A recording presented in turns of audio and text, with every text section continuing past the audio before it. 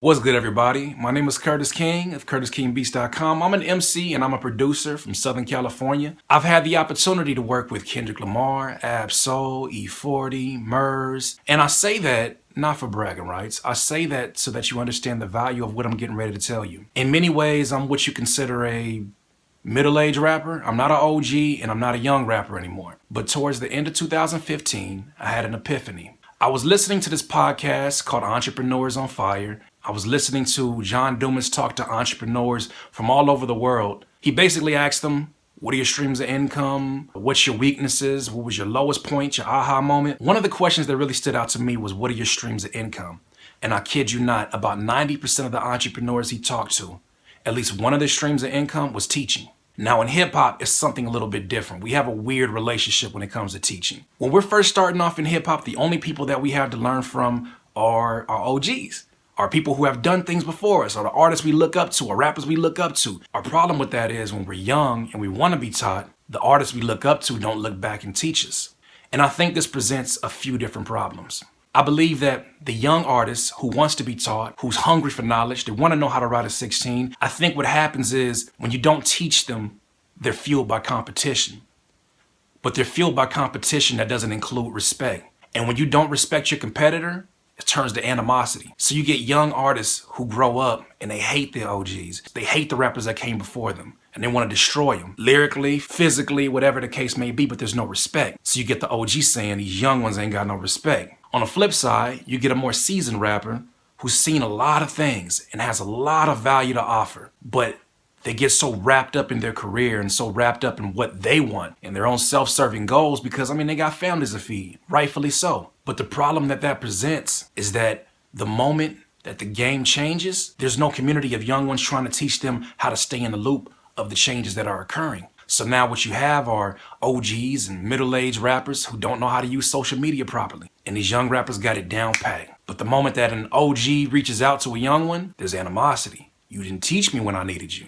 In the midst of the Entrepreneurs on Fire podcast, I came across a book that for lack of a better term, it changed my life. It's called The Go-Giver. The Go-Giver is a 3-hour fictional story. It's suggested by so many entrepreneurs to read, but basically at the heart of it is in order to attain everything that you want in this life, everything that you think that you need, you have to give more than that in value to people. If you teach people real value, they will take care of your every need. And sort of the culture of hip hop says that when you start to teaching in hip hop, you're over the hill or you're desperate for an opportunity to make money. And in a lot of cases, that's very true. However, I've never seen anybody in my age turn the light from themselves and shine it on the people. I've never seen somebody my age stop for a second and say, how can I offer more value? I myself have seen a lot of success, but I haven't been the most successful I could be. I had the opportunity of my last album being named from Hip Hop DX as one of the top 25 albums of the year. And I'm so appreciative of it. But I look at that and I feel like there could have been even more success had I understood this concept earlier. The reason why I have reached a glass ceiling has nothing to do with funding, has nothing to do with money, has nothing to do with who I know. It has everything to do with me pursuing goals that were built upon what I needed and what my family needed. In turn, I didn't give enough value. And you may say, well, I think you're a very giving person, Curtis. I'm a very giving person. I give to charity and I give, and that's all great. But when I'm talking about value, I'm talking about the people that can benefit from your information and go make some change tomorrow. Those are people who need your information. Those are people that you become valuable to. One of the biggest lies in hip hop that we're taught is that all this information that we have is secret.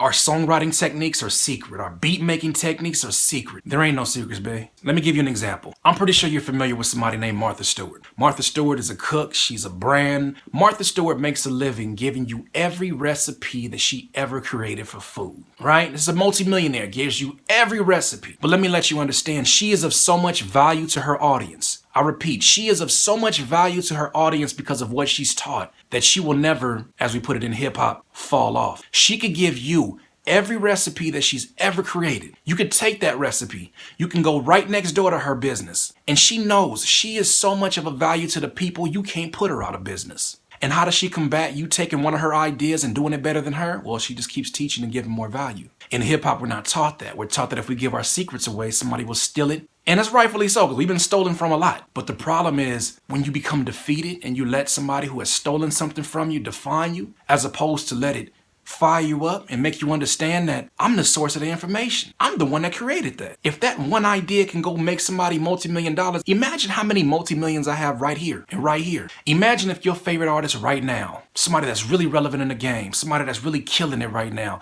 Imagine if your favorite artist turned around and said, I have a skill for being a lyricist. I have a skill for being a songwriter. I want to do a 2-hour seminar. How many of you right now who are young, hungry MCs who would love to get just a little bit of tutelage? I see it on these artists' Instagrams and Twitters all the time. Teach me, let me know something, please, please. They're hungry for information. Can you imagine the amount of money an artist can make in a 2-hour webinar, seminar, as opposed to 6 months pushing an album?